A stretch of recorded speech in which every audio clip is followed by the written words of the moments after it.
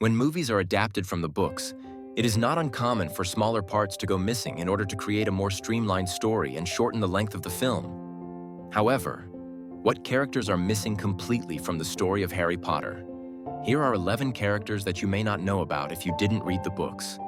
First is Ludovic Bagman, or Ludo. Ludo Bagman, who was the head of the Department of Magical Games and Sports, made his appearance in the Goblet of Fire. He spent a great deal of time working with Barty Crouch Sr. and other ministry members to set up the final of the Quidditch World Cup, creating a spectacular event for witches and wizards from all around the world to experience. Most remember Ludo from his career as a beater for the Wimborne Wasps, as he was frequently seen still wearing his old Quidditch robes or team shirts in an attempt to cling to his past career. It brought him great joy to hear someone recognizing him and remembering that he had helped lead the Wasps to 3 back-to-back championships. Ludo Bagman was instrumental in how Fred and George came to own their shop. During the Quidditch World Cup, Bagman was taking bets from many around the campgrounds and the stadiums, and took a very odd bet from the Weasley twins that Victor Crumb would catch the snitch, but Ireland would win. When this played out exactly as Fred and George predicted, Bagman attempted to skip out on paying them, although he eventually handed over gold. This was leprechaun gold and disappeared after a few hours. Because of this betrayal and cheat, Harry Potter felt bad for the twins as they had planned to use the money to open their own joke shop, and after his victory in the Tri-Wizard tournament, gave his winnings to the twins as he had no need for more money. Ludo Bagman was also greatly involved in bringing back the Tri-Wizard tournament. He helped bring together the 3 schools into restarting the tournament, as well as helping design the tasks that the students would be competing in. Another missing character and a longtime favorite of book readers is Peeves the Poltergeist. He first appeared at Hogwarts in 993. He was quite fond of mischief and chaos, and he took to being a constant pain and annoyance to those that attended and worked at the school. The only 2 who could truly control the poltergeist was the Bloody Baron and Professor Dumbledore. He had a particular disliking for the caretaker, Argus Filch, but also considered the students who aligned with his pastimes like Fred and George Weasley and would frequently aid in their pranks, or at least not get in their way. A few examples of Peeves' pranks and mischief were seen all throughout the books, though as he was omitted completely from the movies, we did not get a chance to see any of these annoyances that he passed on to those at Hogwarts. Peeves was responsible for breaking the vanishing cabinet that we later see in the Room of Requirement. In the Chamber of Secrets, Peeves is persuaded by nearly headless Nick to drop the cabinet in the classroom above Filch's office in order to stop Harry Potter from getting into trouble. And as Peeves disliked the caretaker, it was an easy sell. In the Goblet of Fire, as students were first arriving at the school for the welcome feast, it was pouring rain and soaking the students. They ran for cover in the entrance hall, trying to be as dry as possible so they would not have to sit through the feast in their wet clothes. Although many that had minimized the rain's effects did not stay dry for long, Peeves was floating above them in the entrance hall and began throwing water balloons down at the students. Because of this stunt, the other ghosts decided that he could not attend the welcome feast, and so he spent the night causing havoc in the kitchen and terrorizing the house elves. Peeves took a liking to Fred and George Weasley while Umbridge was rampaging through the school due to all of them trying to torment the ministry worker as much as possible. After the Weasley twins departed the school, Peeves followed their suggestion of creating as many problems for Umbridge as possible, including using McGonagall's walking stick to chase Dolores Umbridge from the school grounds. Despite his mischievous nature and disregard for those in charge of the castle, when the Battle of Hogwarts began, Peeves was more than willing to help the teachers and staff in protecting the school. He altered from his usual targets of Hogwarts students to attacking Death Eaters and those who wished to harm the students and staff. Teddy Lupin, who may not have had much time in the books either, was hardly a footnote in the movies. In the movies, we only hear of Harry Potter mentioning him after Remus had died. However, in the books, Teddy Lupin was born shortly before Ron, Harry, and Hermione broke into Gringotts in order to retrieve a Horcrux from Bellatrix Lestrange's vault. While hiding at Shell Cottage and recovering from the injuries and torture retrieved at Malfoy Manor, Remus Lupin came in search of the trio to inform them that Teddy had been born, and that he was named after Tonks' father who had died when escaping Snatchers. He also used this time to ask Harry to be Teddy's godfather, in case anything were to happen to him and Tonks as they were reaching the end of this war. Teddy Lupin was born with his mother's abilities of a metamorph magus, the ability to change his appearance at will into anything he wished. He was lucky enough to avoid his father's condition of lycanthropy, though his father was still worried that he would be stigmatized due to his father's condition. After both of his parents, Remus Lupin and Nymphadora Tonks, died during the Battle of Hogwarts, Teddy was raised by his maternal grandmother, Andromeda Tonks. Though his grandmother was the one who provided a roof over his head and raised him. After the war, Harry Potter spent a great deal of time and money to ensure that Teddy grew up with everything he needed. As Teddy got older, he would frequently go over to Harry's and Ginny's home to spend time with them and the three kids. He was also present when Albus Potter was getting ready to board the Hogwarts Express for the first time, though he was there to say goodbye to Victoire Weasley, who he had started dating. Andromeda and Edward Tonks, Teddy's maternal grandparents, were also missing from the story in the movie adaptation. Though they were not as present as some of the others on this list, they both had important roles that lead to the defeat of Voldemort. Edward Ted Tonks, a Muggle-born, was surprised to find love in Andromeda Black, who came from a family that held a strong hatred to Muggle-borns. When the two married, Andromeda was disowned from her family. When their daughter joined the Order of the Phoenix during the Second Wizarding World, they became unofficial members by association with their daughter.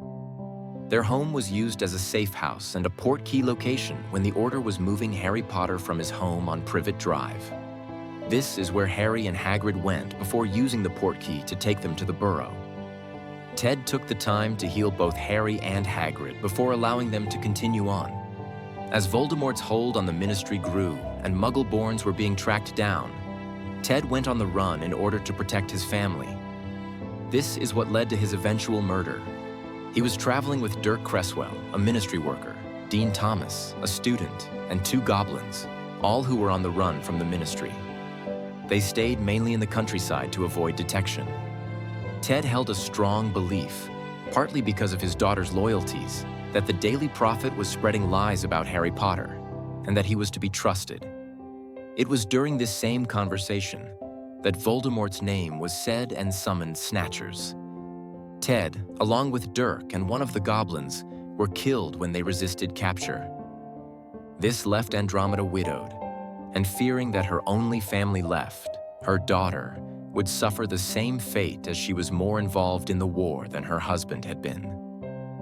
When the Battle of Hogwarts began, Remus left his wife and son to stay with Andromeda while he went to the school to help finish the war. After caring for her child and ensuring that he was asleep, Nymphadora Tonks left to join the fight at the school, much to her mother's protests. This left Andromeda to care for the newborn infant, impatiently waiting and worrying for her daughter's safe return.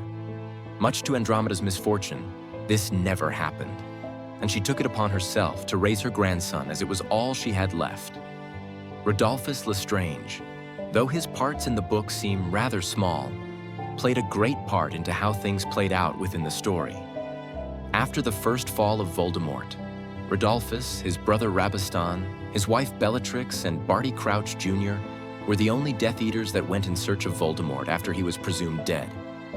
The 4 Death Eaters tortured Frank and Alice Longbottom, believing they knew the location of what remained of the Dark Lord, until the 2 had lost their minds. Rulphus was arrested and sent to Azkaban after this, and that is where he stayed until Voldemort's return. He was able to escape Azkaban along with his wife and 8 other Death Eaters to rejoin Voldemort and the war. During the Battle of the Department of Ministries, Rulphus was recaptured and sent back to Azkaban, while Bellatrix evaded capture.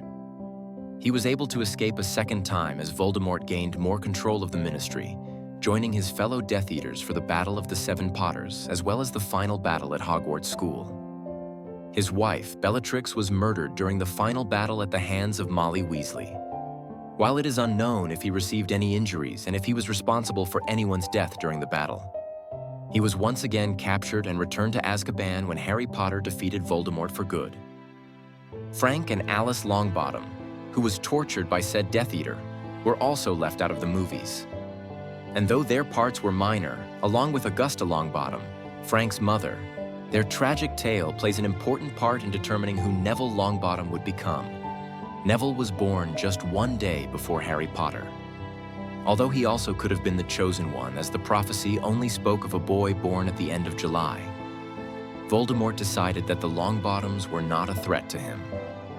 After Voldemort's defeat, the 4 Death Eaters kidnapped Frank Longbottom, believing that members of the Order would know where the remnants of the Dark Lord had been hiding. For days, they tortured Frank, not believing him when he claimed to know nothing of Voldemort still existing.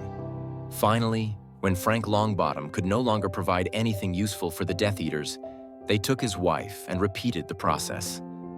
While the 4 Death Eaters found themselves in Azkaban, Frank and Alice Longbottom were injured beyond repair. The continuous torture had caused both to lose their minds and slip into insanity. This left them to be admitted into St. Mungo's permanent ward where they were cared for, unable to care for themselves. This left their infant son to be raised by Augusta Longbottom. Augusta was devastated by the loss of her son and daughter-in-law and tried to funnel her love into her grandson that she was now responsible for. Each holiday and break was spent at St. Mungo's visiting the two, and Augusta even saved Frank's wand in order for Neville to use when he got older. The pressure to be just like his father had the unfortunate effect on Neville of his magic feelings suppressed. As he grew up, many in the family even thought him a squib due to his lack of magical abilities. This continued into school as he tried to use his father's wand that Augusta had given him, though it was unknown to Neville that his skills were not working as they should due to the wand not accepting him as its owner. Once Neville received a wand of his own, his magic was powerful and strong. It just took him a while to learn that as he was used to being a failure. History of magic was discussed several times throughout the series. An important and core class within Hogwarts School of Witchcraft and Wizardry, however, we don't get to see the teacher of this subject within the movies. Professor Binns holds a record for behind the only person who had taught at Hogwarts for over 120 years. This is due to the fact that Professor Binns is a ghost. While Professor Binns was alive and the professor of history of magic at Hogwarts, he was known for being very dry and dull. This unfortunately carried over after his death. He taught at the school until he was a rather old age. One night, while he was grading papers in the staff room when he fell asleep at his desk. He peacefully died in his sleep that night, though it did not seem to occur to him, as his ghost got up after his nap and went back to teaching. With Professor Binns now a ghost, this position at the school will likely forever be his, unless he chooses to step down at any time, as even death did not stop him from passing on the history of magic to his students. Charlie Weasley, the forgotten Weasley brother, was around for many of the events that still happen in the movie, despite the fact that the movies removed him completely outside of being mentioned by his family. Charlie Weasley was a skilled Quidditch player that was said to be the best seeker that Gryffindor had seen. That was until Harry Potter replaced him. Immediately after graduating Hogwarts, Charlie went to Romania to study dragons at the Dragon Sanctuary that was located there. Although this left him far from his family, he was still greatly devoted to the Weasleys, as much of his siblings were as well. While in search of the Philosopher's Stone, Hagrid hatches a Norwegian Ridgeback. And when it had gotten to be too much for the caretaker to handle, Ron reached out to his older brother, knowing the dragon would be well cared for by Charlie and those at the sanctuary. Charlie Weasley arranged for a few of his friends, who were coming out to Romania to visit him, to collect the dragon from Hogwarts and bring it out to him. Charlie also returned home during the summer of 1994 when his family attended the Quidditch World Cup. This was the first time that Harry Potter was able to meet both Charlie and Bill Weasley. Charlie was instrumental in the first task of the Triwizard Tournament. He and others at the Dragon Sanctuary were enlisted to transport 4 nesting mothers to Hogwarts in order for the Triwizard champions to try to sneak a golden egg away from the dragons. When he arrived on the school grounds with the dragons, he reached out to his brothers to say hello, and this led to Harry Potter and the other champions learning that dragons were going to be a part of the first task. Charlie Weasley was Bill's best man when he married Fleur Delacour. His work kept him far from the action during the war, Though he kept himself involved with the Order of the Phoenix and was kept up to date with the status and health of his family, he was delayed in receiving word that the final battle had begun at Hogwarts due to his distance from England. However, once he did hear of the final battle, he dropped everything and joined the rest of his family at the school. By the time he had arrived, his younger brother Fred Weasley had already been killed when protecting Percy. His arrival was with many others, as Horace Slughorn had rounded up those that lived in Hogsmeade, as well as recruited family members of the student that had remained at the school to fight. These reinforcements turned the tide and assisted in the final defeat of Voldemort. It was at the end of the battle when Charlie learned of his brother's death. These characters, although the writers may have thought easy to disregard them in the movie adaptation of Harry Potter, played important roles throughout the story, many involved in pivotal scenes and important relationships with the others. Which characters would you like to have seen in the movies, and hope we'll see these forgotten characters in the upcoming HBO series? The world of Harry Potter is filled with many untold stories. Don't forget to like and subscribe for more magical Harry Potter theories and explanations.